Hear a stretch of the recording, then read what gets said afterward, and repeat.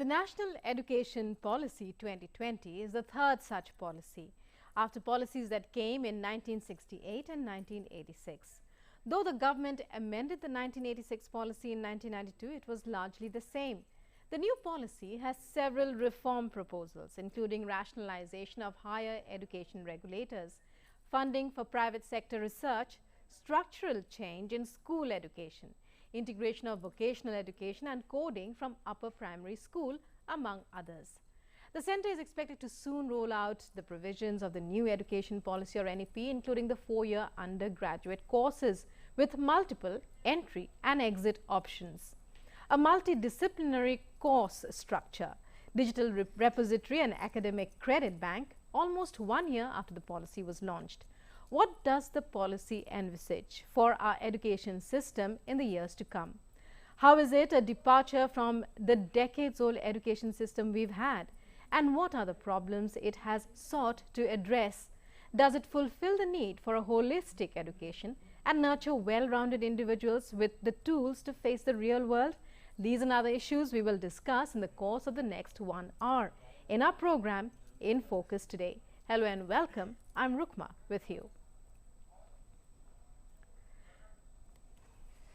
Well, ever since, joining us on the show as our panelists are Dr. Joseph Emmanuel, Director, Academics, among others. Also, we have, but before we go into our discussion, ever since we talk about how ever since the National Education Policy was announced last year, schools remain closed except for a brief period due to the COVID pandemic. Considering which, Leh was implementing a few decisions locally before the policy even came out formally, especially regarding the 100% enrollment in government schools. Here's a report.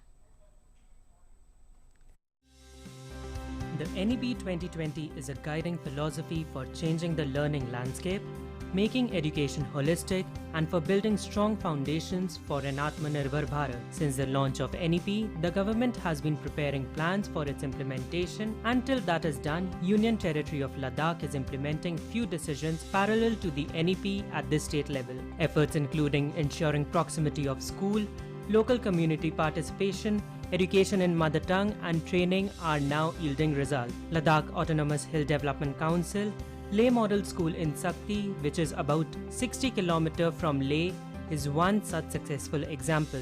During the pandemic period, Ladakh utilized the lockdown for the better use to train all the teachers on the platforms like Drishti and others. One nation, one digital platform के तहत सभी teacher development professional development program होगा या कुछ भी training होगा, हम लोग ऑनलाइन या दीक्षा पे चढ़ाने की कोशिश हमारे नेशन में चल रहे हैं. इसी तरह से हमारे यहाँ पे यूट्यूब लद्दाख के SRGSP जितने भी ट्रेनिंग प्रोग्राम होगा वो हम लोग दीक्षा में चढ़ाने की कोशिश कर रहे हैं. Under the new policy, there are more training scheduled for teachers that will overall improve teacher-student experience in the classrooms. NEP has announced a National Foundational Literacy and Numeracy Mission.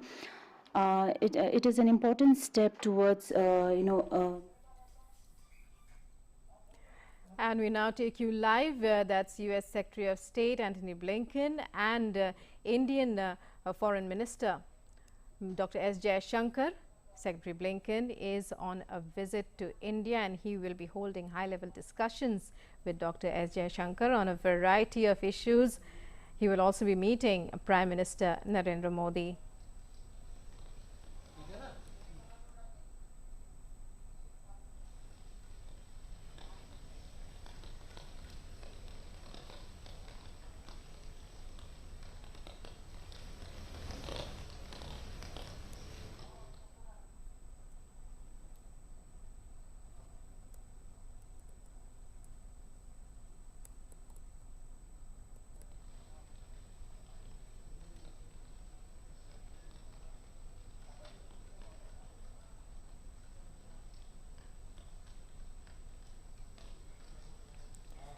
The U.S. Secretary of State is on a 2-day visit. Today he will meet, he is meeting External Affairs Minister Dr. S. Jaishankar and he will also be meeting National Security Advisor Ajit Doval.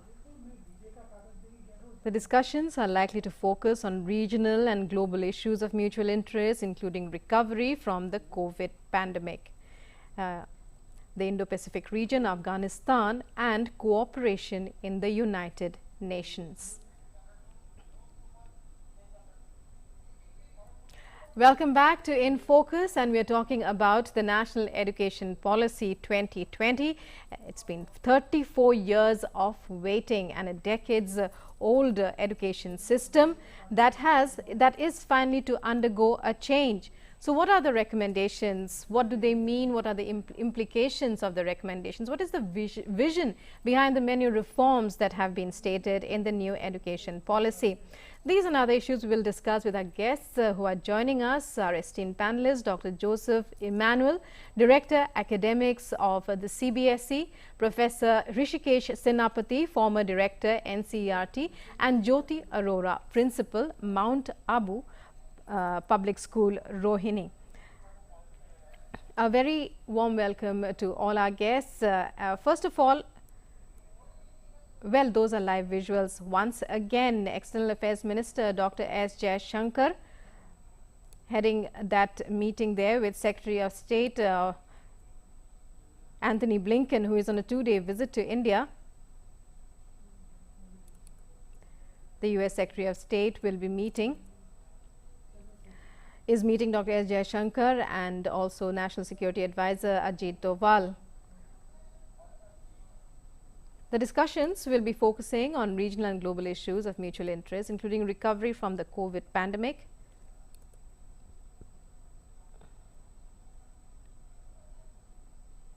Afghanistan, and various other issues. The Indo-Pacific as well will feature in the talks,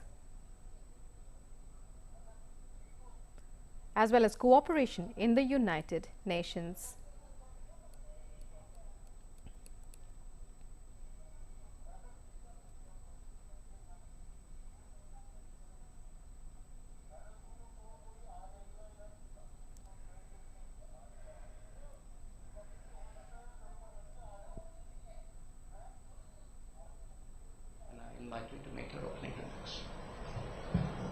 Well, thank you so much. It is wonderful to be back in India, but for the first time in my capacity as Secretary of State, it's always a great pleasure to be with you. We've had the opportunity to know each other and work together for many years now, going back to the last time I was in government, and I deeply appreciate the work that we've been able to do together, and the work that I believe we're going to be able to do together in the coming months and years. And I really couldn't have said it any better than you just did. But let me say simply that as we're looking at it, as the United States sees it, there is not a single major challenge that has an impact on the lives of our citizens, whether it's COVID-19, whether it's a changing climate, whether it's the disruptive impact of emerging technologies, that can be addressed by any one of us acting alone. There is a greater imperative than ever, I think, on cooperation, coordination, collaboration among countries, especially among countries who share basic perspectives, basic values, and basic interests. And that is certainly the case with the United States and India. I think we've seen over the last couple of decades a relationship that has grown stronger and deeper across multiple administrations in both of our countries. And President Biden's determination is to continue in exactly that direction, to grow it even stronger and deeper. We have a lot on our agendas, and I think that's actually a reflection of the strength of the relationship as it exists already, and you've touched on many of them. So I look forward to getting down to work with you and your colleagues. Thank you.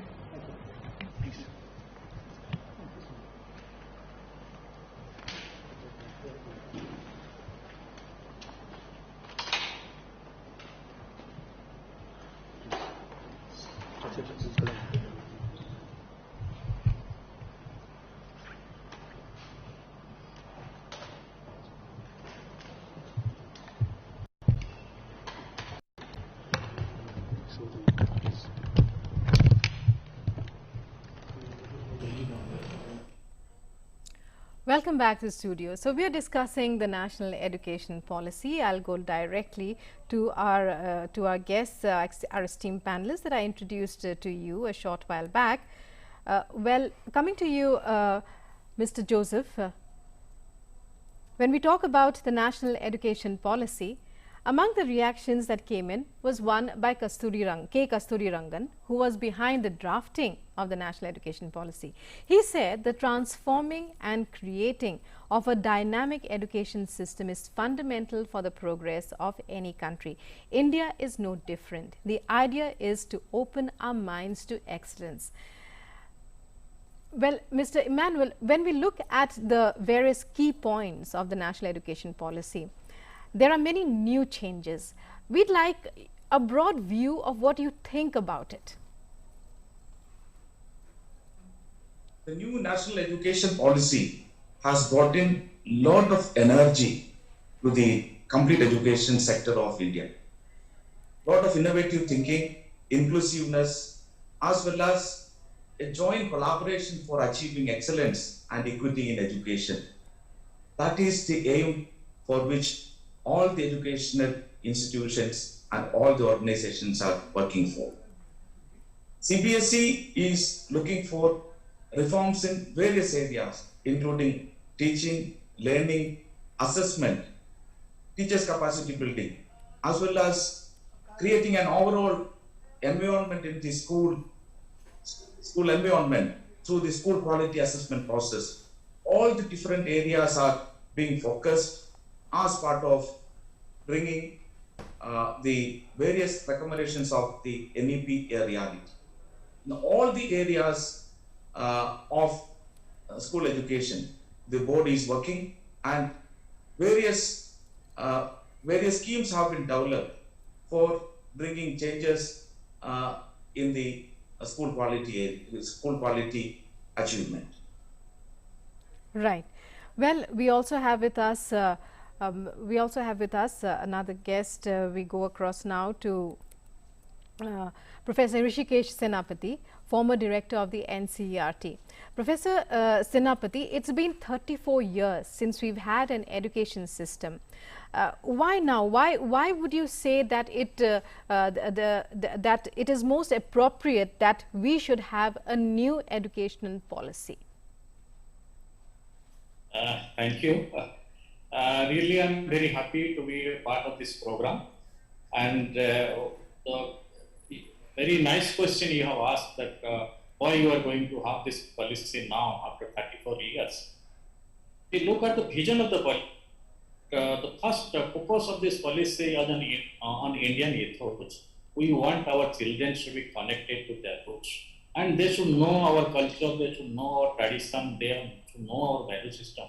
And once they are connected to their root and they can bring about change in the country, we can transform India. And if you look at the second focus, that is on the policy emphasizes on a very equitable, vibrant knowledge society that we want to achieve, because in our country there is a lot of diversity, and our children are coming from tribal area, rural area, and even slum, and a lot of geographical and diversity. And that we have to take into account. We have to provide quality education to all. That is why there is need of this policy, so that we can provide quality education to all, and we can achieve the goal of very vibrant knowledge society, equitable, vibrant knowledge society. And the third thing, that policy highlights on this fundamental duties. All are conscious of our rights. All the time we're talking of fundamental rights. But now time has come. Our children should understand their duties and responsibilities. That is most important, and it is not only the cognitive domain, that knowledge that is going to matter, the affective domain, that we should feel for others, and we should help others, we should cooperate others. We are living in a democratic country, and that fundamental duty, that is most important. And ultimately, we want our children to be global citizens. It is not that they should be confined to our country only. They should know what is happening outside, and they should be global citizens of the sustainable development. All these have been highlighted in the policy, in the vision. And if you look at the policy, why we need policy? This policy, because in this policy is different from the earlier policy. Because in earlier policy, in 86 policy, it was recommended that 10+2 pattern of education, that means 12 years of schooling. But in this policy, it is 15 years of schooling. That is, if you see the structure, that is 5+3+3+4. That means we are going to put a lot of emphasis on the foundational stage. First, foundational stage, that means we all know that 80% of brain development takes place, more than 80% of brain development takes place during this period. That is why policy has taken care of this and put a lot of emphasis on this foundational stage. If we can provide quality education to all categories of learners, because we are living in a society and we put a lot of emphasis on inclusion. And if all categories of students will be benefited and we can take care of them, and then it will bring about a significant change in a country. They will contribute in nation building. That is why policy has put a lot of emphasis on foundational stage. Then policy has put a lot of emphasis on vocational education, that we are going to introduce vocational education from class 6 onwards. That is very significant, because we are going to the youngest country in the world. And in this context, our children should be exposed to vocational education from the early stage. It is not only they will know about the skill, they will develop the dignity of a labor. That attitudinal change is more important. It is because we are going to integrate this vocational education with general education. That means there will be no separate stream. It will be an integral part of education. So that is another most right. Professor Senapati, will be coming back to you, but I'd like to go across to Ms. Arora, Ms. Jyoti Arora of Mount Abu Public School. Ms. Arora, would you agree if I said that much of the burden in all these 34 years of education in India has been borne by public schools like yours, by private schools, more than by government schools? Now the aim is to bring, into competition. In that sense, how do you look at the national education policy about what it envisages for government schools? For example, the simple thing like including students who are from the age of 3 to 6 into the school system from the earlier Anganwadi system, let's say. Thank you very much for having me here. To my understanding, NEP 2020 is an extremely progressive document, policy, and it's moving ahead in a very progressive manner since the day it has been rolled out. So it has been receiving positive reception from all associates of education. It's not just private schools or government schools, and it's not about any sort of competition. It's all about establishing a joyful learning experience for a child, especially at school level, because I am associated with school system. I can speak more about school education. So it has already set the tone for 21st century learning community, because we have been talking very high about 21st century learners, whether we talk about children learning in a private system or in a government system. To my understanding, the recommendations of NEP has already set a fine tone to get into the right directions of whether we talk about promotion of skill education or promotion of 21st century skills, promotion of pedagogies or training of teachers, or the competency-based education system. So to my understanding, it's a wholesome package for a child to learn and grow as per his or her own aptitude. It gives enough opportunities for a child studying in various systems, various school systems. There are enough number of opportunities, because it talks very high about thinking skills. It talks very high about innovating and learning through ATLs and AICT innovations. So to my understanding, we all are, as an education community, we all are leading towards a very fine education system, and all the educational bodies of MOE, whether we talk about CBSE, AICTE, or NCRT, or NEPA, they all must be applauded for leading in the front. So I don't find any difference in a child associated with government or a private school, but the fine spirit of this policy takes every child to a joyful learning experience at school level, and which should be the sole purpose or the sole objective of any education system of any country. Right. Well, when I'm talking about children aged 3 to 6 years, I'm talking about the majority of children in rural areas, let's say, or children who go to government schools. I'd like to come to you, Dr. Joseph. When we talk about the 5+3+3+4 system, it's an entirely new system as far as government schools are concerned. Because earlier, before this, there was no concept of preschool. Children directly in government schools, they entered class 1. How big a challenge will this be? This is going to be a big challenge, but at the same time, we have a lot of experience in training and teaching of those young children. The Anganwadis and all informal education systems as part of the present day teaching learning is also doing the same work. So this is going to be formalized now. So with the new education policy, the early childhood education and care will be part of the formal education, and in a more structured way, the focus will be given for training and teaching of these children. They will be groomed and developed holistically for meeting the challenges of their adult life. So whatever is given to the children at the early ages, that will remain forever. So it is a well-researched fact that children will develop all the cognitive, affective and psychomotor abilities by the age of 8. So now this area is almost neglected, but with the coming of the new education policy, more focus will be given to the development of children of this age group. By doing so, we will be laying the foundation of development of every individual in a very structured and very concrete manner, so that they will be able to meet the challenges of adult life in a better manner. So holistic development of the child, right, from bringing competency to the children, that is the aim. Right. Professor Senapati, one of the recommendations is that children should be able to learn in their mother tongue or the regional language till the 6th standard at least. The example in this is given of Europe. It's compared with Europe, because that many European countries have been successful by using this method, because these are the most formative years of a child. And so when we talk about training, how big a challenge would you say this is for the NCERT, or are you already prepared for this?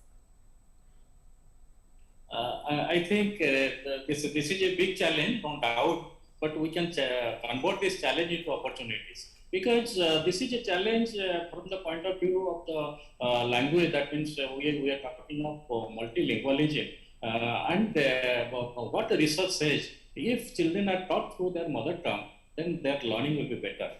This is the research evidence. And the problem what we are facing in our country, in India, our textbooks are available mostly in regional languages, that is the state language. Particularly the children who are coming from the tribal area, their mother tongue is different.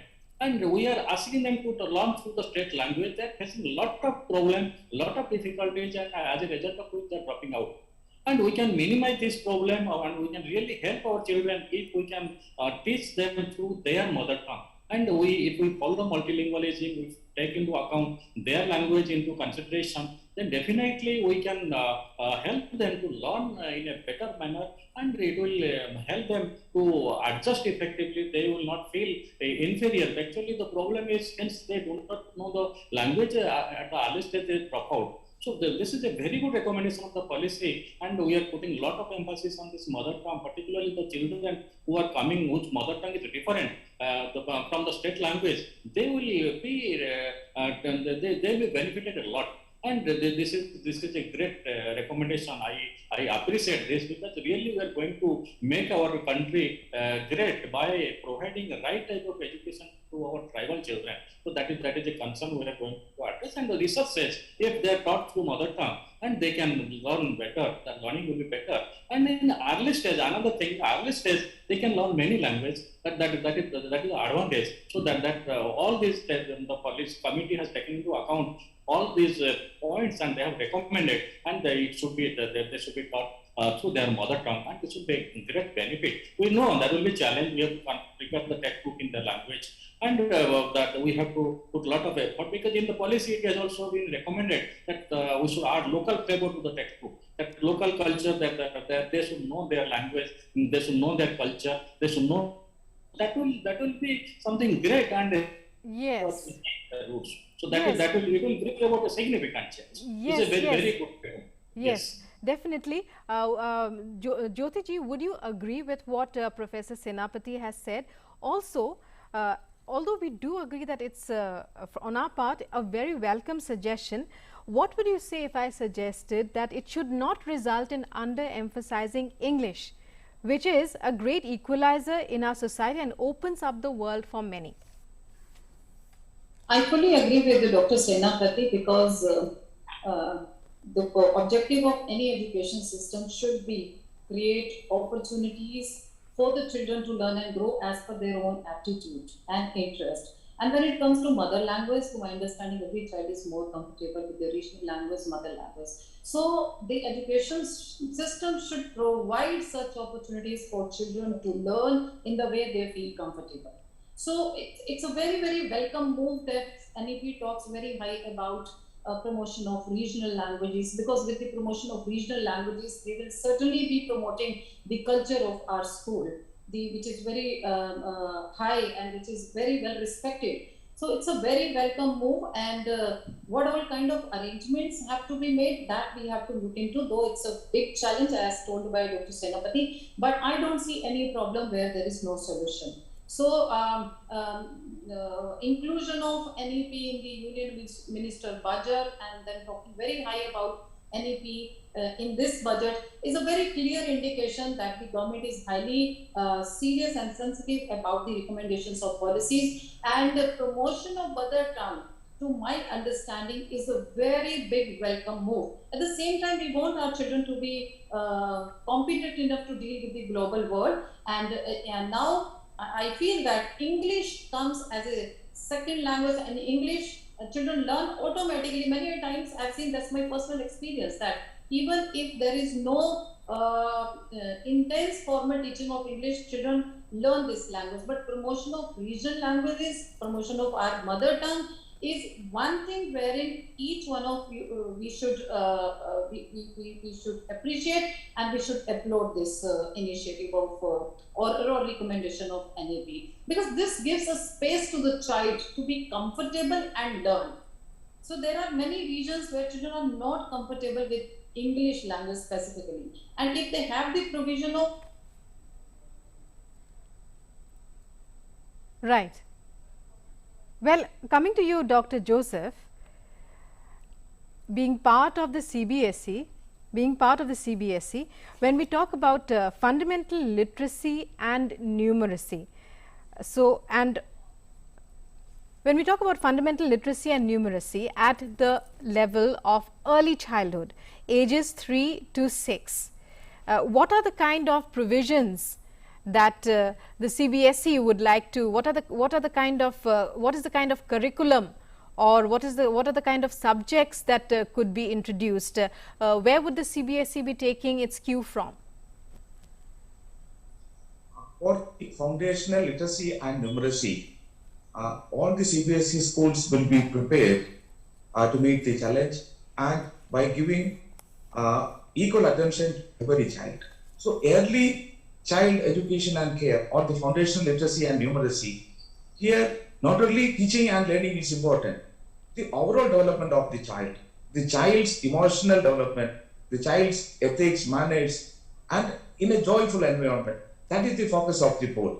So NCERT will be taking the lead in designing the curriculum for the foundational literacy and numeracy, and CBSE will be partnering with the leading nodal agency NCERT and implementing the foundation literacy and numeracy in the affiliated schools of CBSE. CBSE will be giving training to all the teachers of its affiliated schools to take up this new initiative, and also CBSE will support its teachers by providing adequate teaching learning resources, assessment resources. All those support will be provided by the board to the teachers.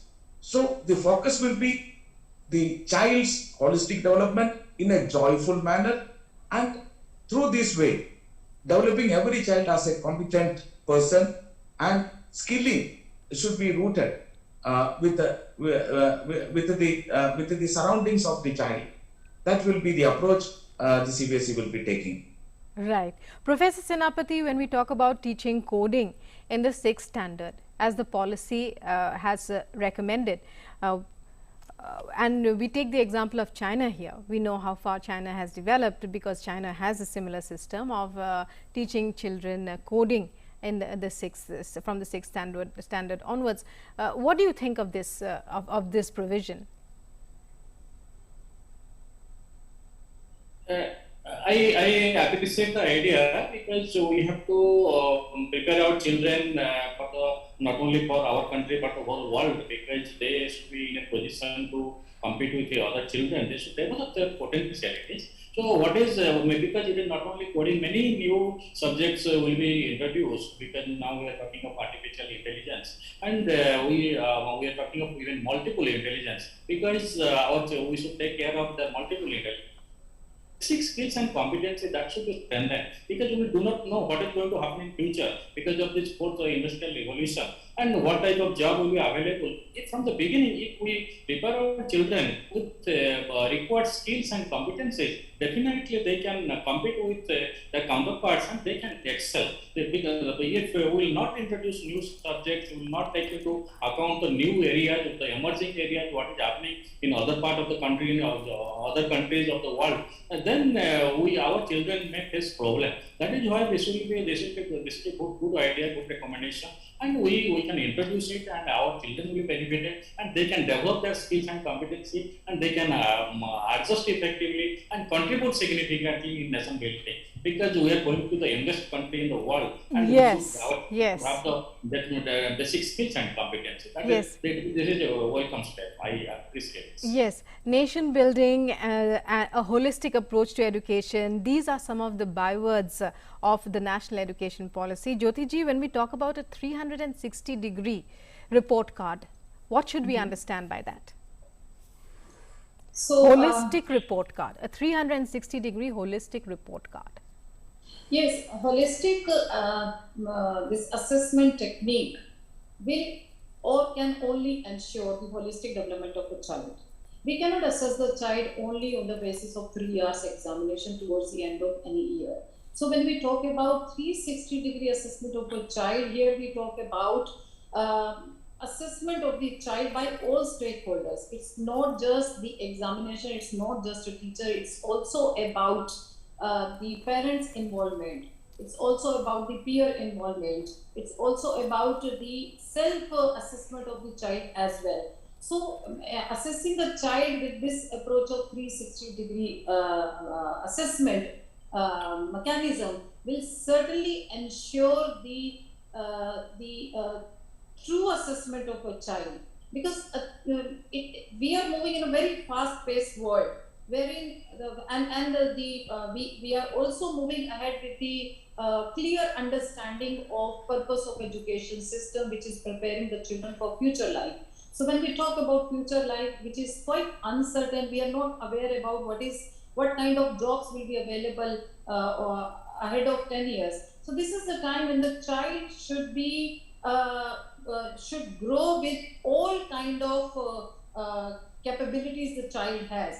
And when we talk about 360-degree approach of assessment, it will give us a real picture of the child, where the child can be fitted very well in the future. It's not just the traditional or conventional future jobs or the future professions where the child should be assessed on the basis of certain marks and grades. If the child is not able to perform in one particular subject, but the child has aptitude to do very well in, like we were talking about, AI and coding, so the child can be given the right direction to move ahead in his future life. So this is a very, very welcome move that we have started talking about the progress of a child through this 360 assessment approach. So and if we talk about the recommendations of NEP also talks very high about competency-based assessment. And when we talk about competency-based assessment, we cannot do away with this 360-degree approach. Yes, and that is actually why I was asking you about it, because that is one of the recommendations of the National Education Policy. It is already being implemented by many schools in our country. Coming to you, Dr. Joseph, in the higher secondary system, the stress is on a multidisciplinary approach, a flexible curriculum, and vocational subjects. Could you explain this to us further? Would it mean longer hours in school? Would it mean increased homework? How does the school system plan to take on this burden? Vocational subjects will be included, interdisciplinary combination of subjects, and so on.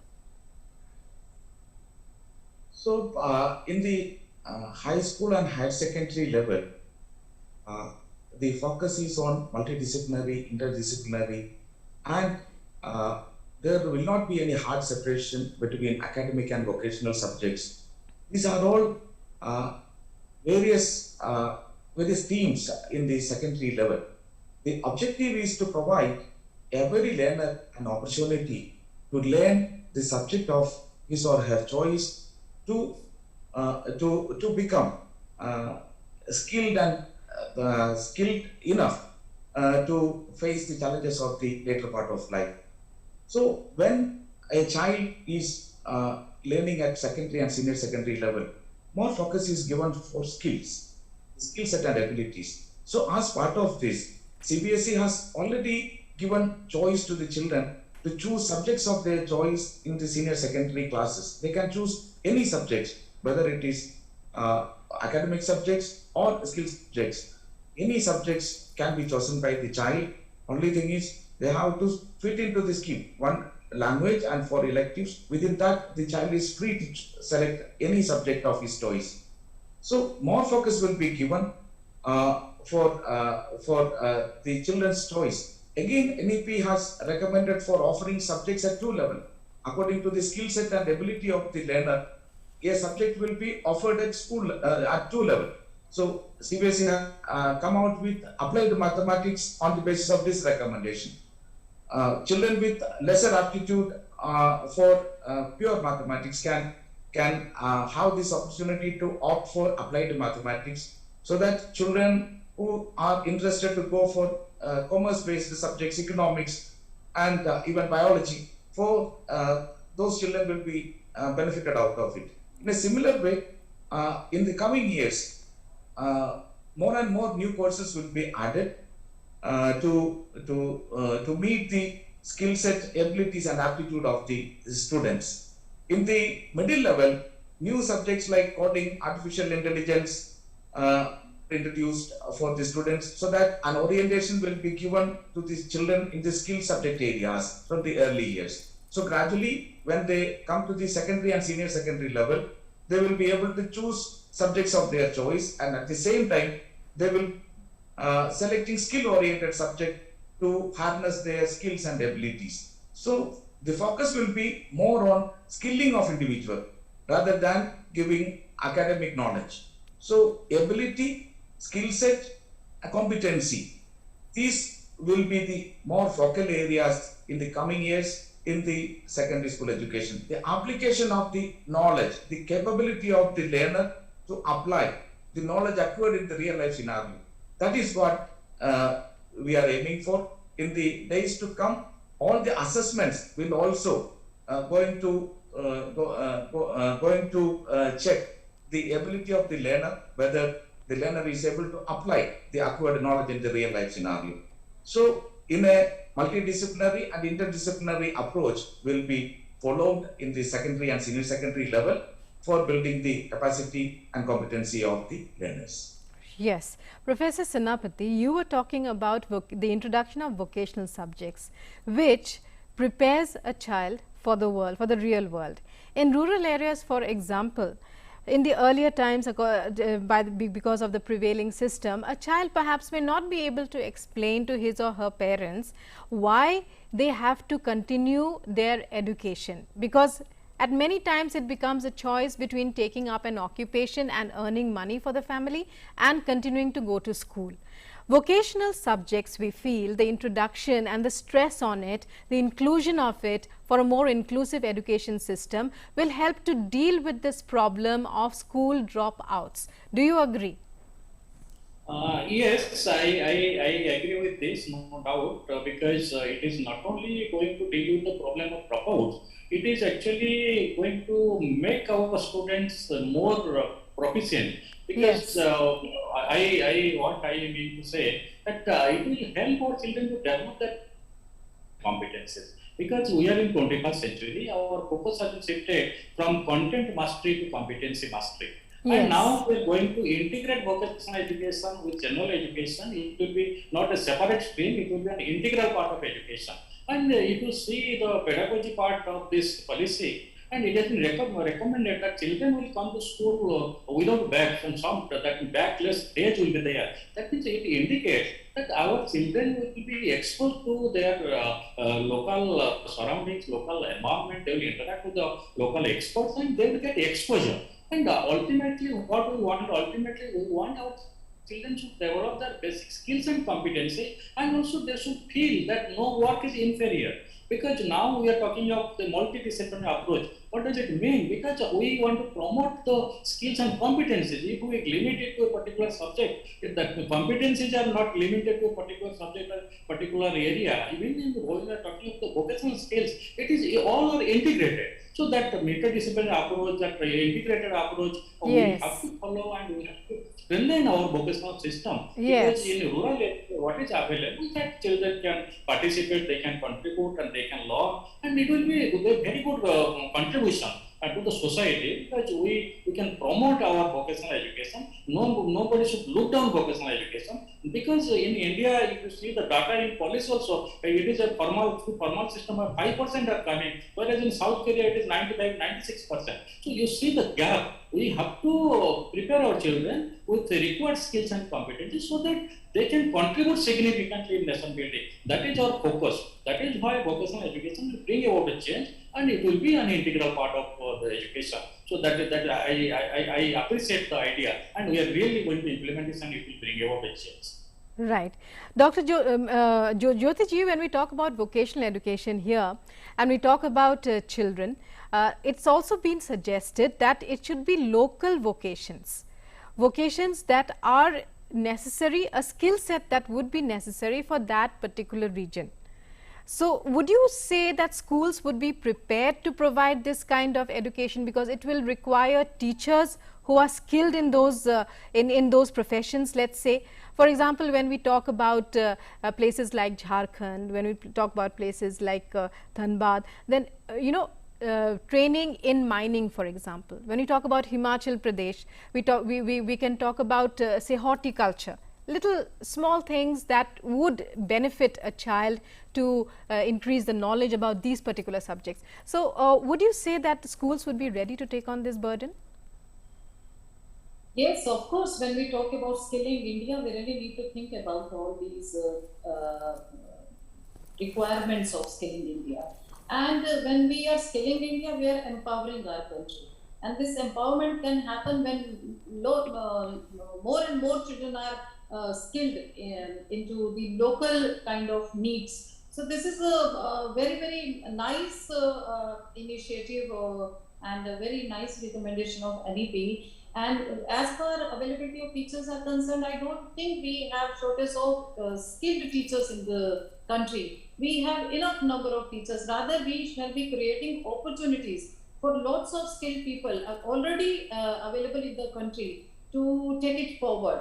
Because it's all about empowering India through a robust kind of education system. And then when we are talking about the education system at the back to empower India, I think this is one such area which requires the attention and emphasis of every associate of education system. So I don't find that it's going to be a challenge once we introduce anything new in the system. Initial issues are always there, because last year when we introduced NEP, it was at the initial stage. When over the period of 1 year, I feel like we are almost in the intermediate state of recommendations of NEP, and gradually we are moving ahead towards the achievement of the vision statement. And when we talk about skilling India, we should not forget about the vision statement of this policy, which clearly says that reforms in the education system, but which is deeply rooted with Indian knowledge system. So knowledge is all about skilling and taking it forward to number of children we have in the country. So this is something which is very, very positive. I don't feel that there would be any kind of challenge which cannot have any solution. No problem.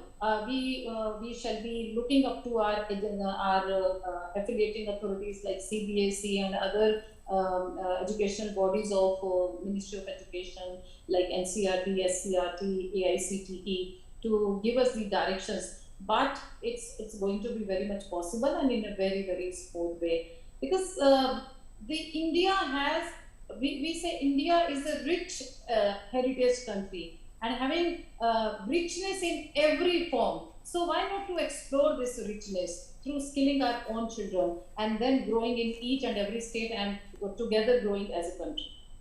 Right. Dr. Joseph, the National Education Policy also stresses on the need for localized content in the course. You know, that knowledge about that nearby river, the hill that the children see every day, whether it's geographical or whether it's historical. You know, the need to know about the war that was fought in their particular territory. What do you think about this provision? It's a great vision of the policy. The vision is connecting every individual with his or her roots. So, a lot of focus is given on the new national education policy for connecting every individual with Indian ethos and values. So, these Indian values cannot be separated from the local situation wherein the individual is born and developed. So every aspect of grooming should be connected with the local situation. So connecting the learner with the local context and the local reality is one of the focal point of this policy. So this will be empowering every citizen. So for empowerment, you have to have clear understanding of the surroundings wherein you are living. So that is the idea of the policy. The Indian policy, Indian traditional knowledge, Indian culture, all will be given focus, and through this integrated approach, every child will be given proper understanding of the surroundings in which he is growing and developing. So this will be formalized as part of the schooling system. Every teacher will be empowered to take up this challenge through capacity building program, and mass level awareness program will be created for the teachers, parents and the students to embrace this vision. So by rooting the learner with the grassroots and the culture and the heritage of the country, we will be realizing the dream of modern India with our culture and tradition. So a global vision will be created out of created out for the learners, rooted on Indian culture and Indian values. So right. That is the overall idea. Yes, the overall idea for a more deeper grassroots experience of education, the knowledge of our culture, of a child's culture from the very early stages itself. And Professor Senapati, the stress is on teachers to be able to give students very clear concepts through experiential learning, particularly in the early stages. Say for example, various laws of physics through maybe a game of cricket, or maybe demonstrating it through a car that they see or something like that. It's an entirely new and very hands-on kind of learning. Would you agree that this is very important for building wholesome citizens? Madam, I fully agree with you. Actually, this is not my agreement, but I appreciate the idea, because really we are going to in our education system by introducing this experiential learning. Because when we say experiential learning, that children will be exposed to variety of experiences, and what policy has recommended, there will be art integrated learning, sport integrated learning, storytelling based pedagogy, ICT based learning. So when we are going to do all this, that means we are going to provide a very good learning opportunity, very conducive learning environment to our children, so that they can interact, they can observe, they can share their experiences, they can collaborate with others, and they can verify the knowledge, they can come to the conclusion. But what exactly we want? We want our children should observe, they should formulate their own hypothesis, they should verify their hypothesis, so that they can construct their own knowledge. That experiential learning we expect. When we provide opportunity to our children, suppose the art integrated learning, when we are going to introduce art integrated, because the HCIT has done a lot of work on this art integrated learning, and when we are going to introduce this, that the children will be exposed to music, dance, theatre, and that means they will be very happy to learn. And along with that, we are also promoting our culture. So we are doing, we are promoting our culture, and children will be exposed to variety of arts. And when we are going to integrate the sport integrated learning, because we neglect physical education, because now in our policy we are talking of the holistic education, and this when our school subjects will be integrated through sports, and it will really give them very rich experience, and they will feel happy, and they will not only physically fit, they will be mentally and socially, emotionally stable. That is the need of our, because we are talking about holistic education and all-round development, and that is why this experiential learning is going to bring about a significant change. Even storytelling based pedagogy, because we all know our children are fond of listening stories. We all are fond of listening stories, and if we can introduce it in our school and in our classroom, we can make our classroom more vibrant, and there will be more social interaction, more participation, more sharing, and children will be active learners. They will not be passive listeners. Just teacher will facilitate, create a very conducive learning environment, and that will. A very conducive learning environment, Professor Senapati. Jyoti ji, when we talk about the role of the teacher here, it becomes all that more important, because the onus will be on the teacher to clarify how the various elements of the education system will be combined: vocational learning, experiential learning, as well as the academic curriculum and so on, how all these will be combined for that holistic approach to learning. The recommendation is that the teachers will have to undergo 4 years B.Ed training. It is being called the NFTE. What do you think about this? Actually, when we talk about this shift from rote learning to experiential based learning, there's a lot required for the teachers to be trained. And here, as an affiliate of CBSE, I would say that that CBSE has come up in a very active way to build the capacity of the teachers to understand what is experiential learning and how the learning can be made joyful experience for a child, and how the learning can be an experience which retains forever in life. So if we look at the recommendations of NEP, which talks very high about the capacity building or professional development of teachers, to my understanding, it's very much required, because we all have been dealing with 21st century learners, and we are a part of 21st century learning community. And when we talk about 21st century learners and the community, we really need to maintain a pace between the two.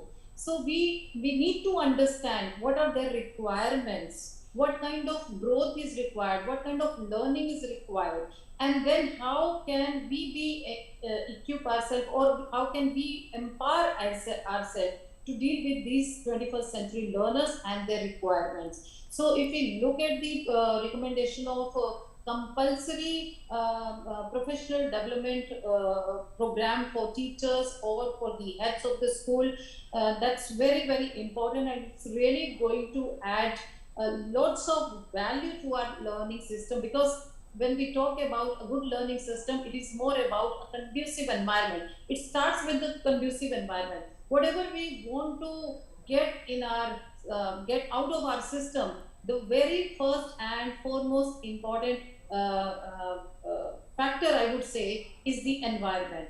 So to create that conducive environment, we really need to equip ourselves, and for that, our educational bodies have been supporting us a lot. If I have to talk about, as a school head, the latest initiative of CBSE in collaboration with NEPA for developing pedagogical leadership skills in all the heads of the schools, and it's a very, very big move, and it's taking us towards the direction of achieving the vision of the policy, because altogether the entire system is revolving around the child in the center, and the child is there to learn, and we have to create that great learning experience, the joyful learning experience, the experience-based learning experience, so that the learning is forever. Learning is not just the purpose of an assessment learning which retains all throughout in the life of the child. So for that, conducive environment is the foremost factor, and the teachers have already attended, I don't know, in last 1 year, how many workshops and how many capacity building programs our teachers and leaders have already attended. And this is a very proactive move of CBSE, and I have lots of appreciation for this particular initiative of CBSE, that it is taking us in a very easy way. This transition of the teachers to deal with the requirements of the 21st century learners is getting smooth only because we have been well supported by our educational bodies. Right. Well, coming to you, Dr. Emmanuel Joseph, finally, because we are coming to the end of this program, we haven't been able to move on because of lack of time to the next stage of higher learning. The decision to make IITs and IIMs into multidisciplinary institutions. Then there's of course a recommendation of 3 and 4 years undergraduate system like in the United States. Then research based, very strongly to go in for research based. Do you feel that the stress on concepts, that the stress on critical thinking is going to prepare students for, you know, intensive research that will really change the way children think in the future, students think in the future? Yeah, that is a very good question. I appreciate because this is not going to stress the children, because the new education policy is giving opportunity to every learner to learn subjects of his interest and choice. So in whatever way they wanted to grow in their career path, there is enough opportunity will be given for every learner. So research-oriented teaching, research-oriented learning, this is going to happen in the days to come, because more specialization should happen. So in the higher education area, more planning will be done, and children with right aptitude and abilities will be chosen for the right course, so that they can be better coordinators in their career. So right. In the school system, a platform needs to be developed for achieving their life goals. That is the aim. Well, many thanks, Dr. Joseph Emmanuel and Professor Hrishikesh Senapati, and also Jyoti Arora, who is Principal, Mount Abu Public School, Rohini, to all our guests and our panelists who joined us and for invaluable inputs. And with that, we come to an end of this edition of In Focus.